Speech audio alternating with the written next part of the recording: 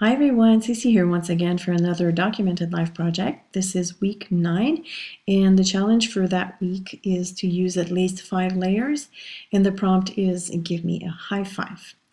So what I'm going to do is I'm going to have 5 different layers of different paper and a quote on each layer.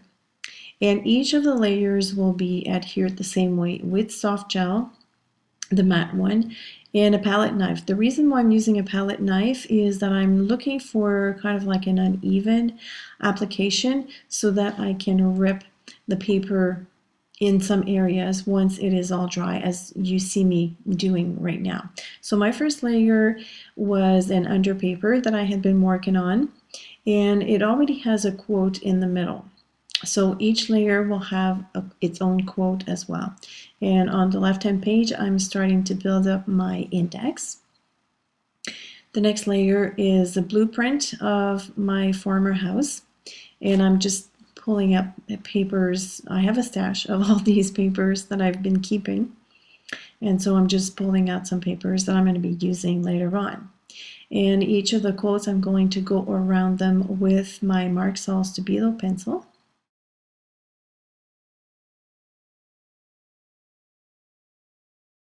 As you can see, I'm not applying any paper over the first quote because I want it protected.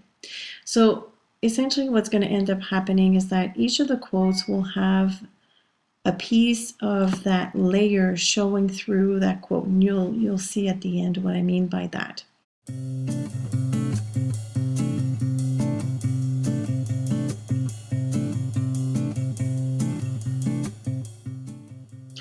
And as I was ripping the second layer, it dawned on me that I was pulling the first one as well in some areas. That's because I'm way too impatient and the gel was a little bit wet.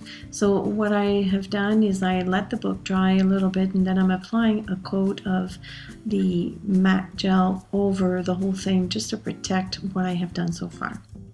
My third layer is a piece of painted deli paper that I have done during a class, and it is covering everything, but because I did not add gel over the quotes, when I pull the paper apart, the quotes will be revealed.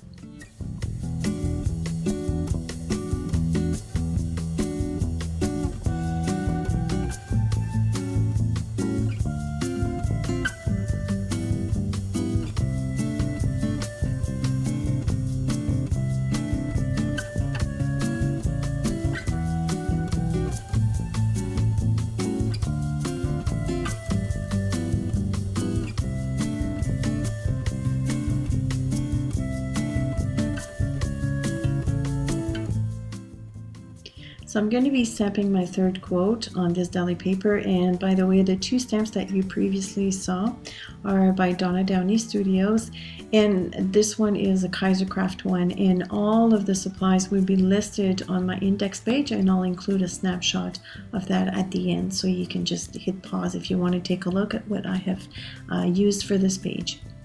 My fourth layer is a piece of text paper that's from an old dictionary that was gifted to me. And again, same thing, I'm applying the gel with a palette knife. And this time, instead of covering the whole thing, I'm just adding pieces here and there in a random fashion.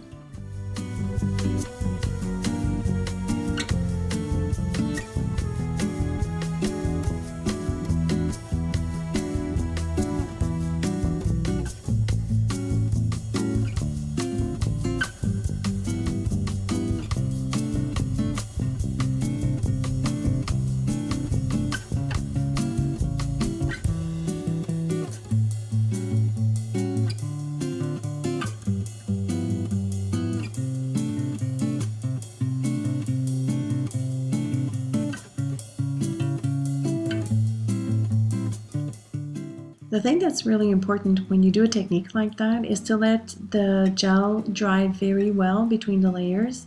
Otherwise, you're going to rip the whole paper and then you won't have the effect needed. You won't be able to have nice rips. So this is my fourth quote, another one by Kaisercraft. And again, highlighting or boxing in each of the quote with the Stabilo. And this is my last layer. This is another deli paper, but it has some gold stamping on it, and I really like that.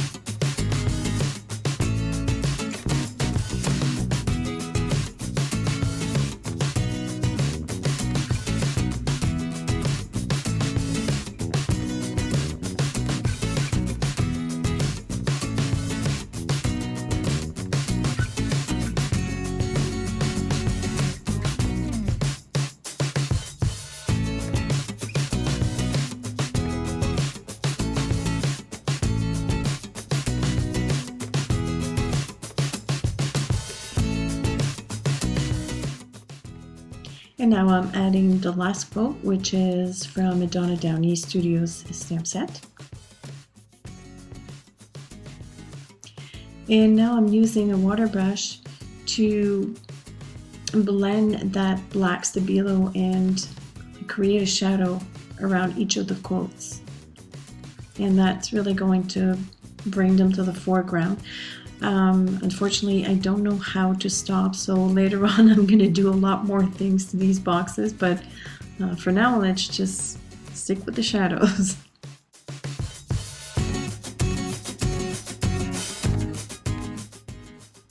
Alright, so far so good. Now here comes the indecisions and the little detours that I'm taking, but I guess they're all essential to the final product.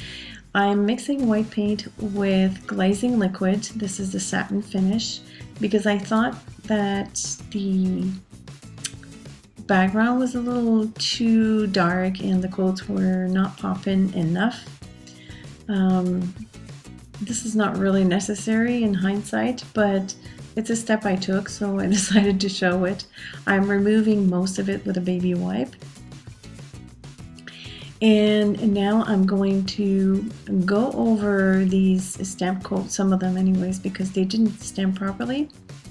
And I'm going to take this opportunity to make the words that are printed in longhand a little bit more pronounced by fattening each of the descending strokes. Yeah, the pen strokes, all the lines that would go down normally when you write. Yeah, I think that's what it is, descending.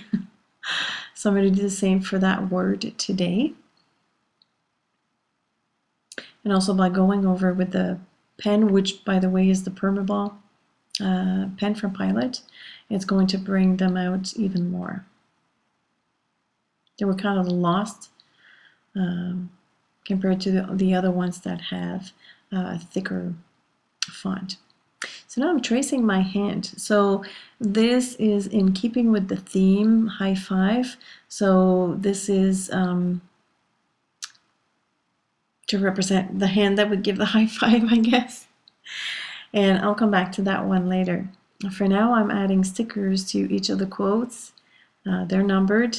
My actual number in numerology, someone had told me before, I don't do numerology, but a friend of mine had done it, and she told me that my number was 5, so it was a nice coincidence that that was the theme of this week as well.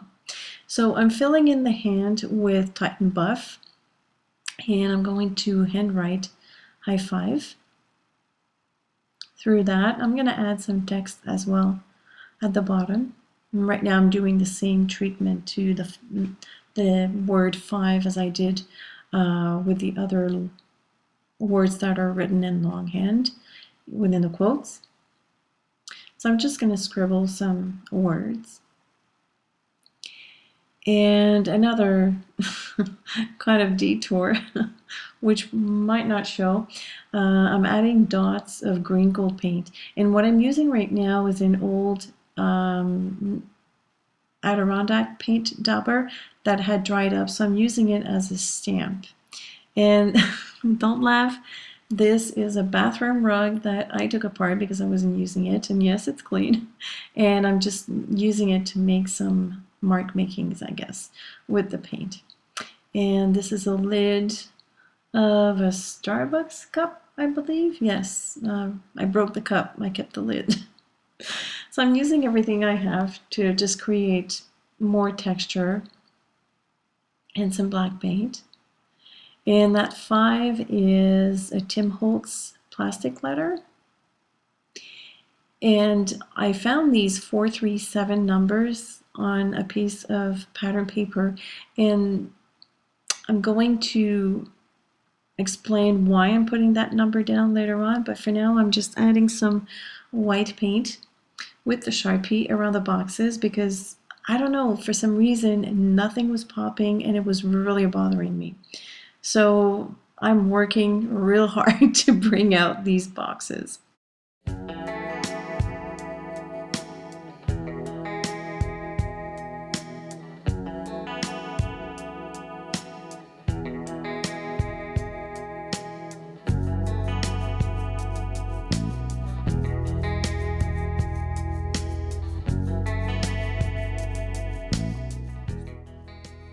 So after all that was done, the decorating, the polka dots, the texture with the rug to the background, I'm going to cover it all up.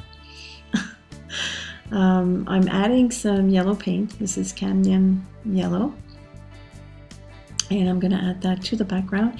And later on, I'm also going to add some orange and blend the two colors, meeting them kind of like in the middle of the page.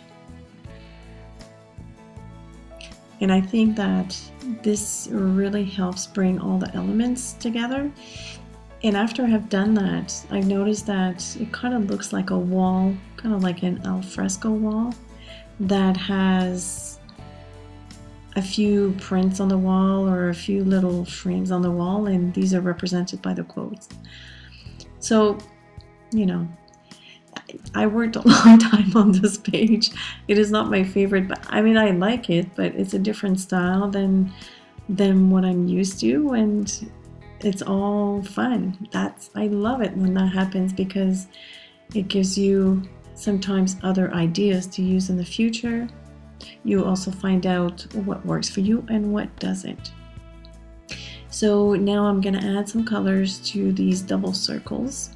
So I'm adding green gold around the 5, and I'm going to create some more shadow, this time around the hand.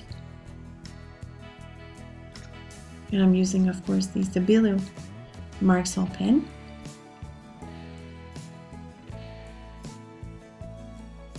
And because the surface was glossy, it was a little bit more difficult to have a nice blending. I'm using my fingers and I'm going to wipe some off with a baby wipe.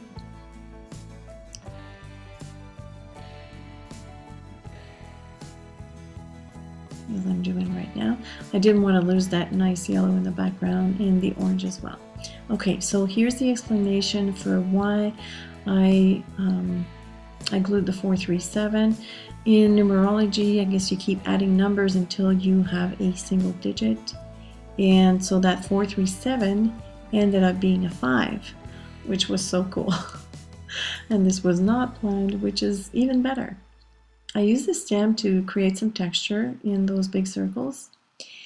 And the one thing that was really bothering me is that I think I kept seeing the index page on the left, and that was boggling my mind. For some reason, I couldn't see that single page. So that's why I added that black line in the fold of the page with the stabilo, and that kind of isolated it.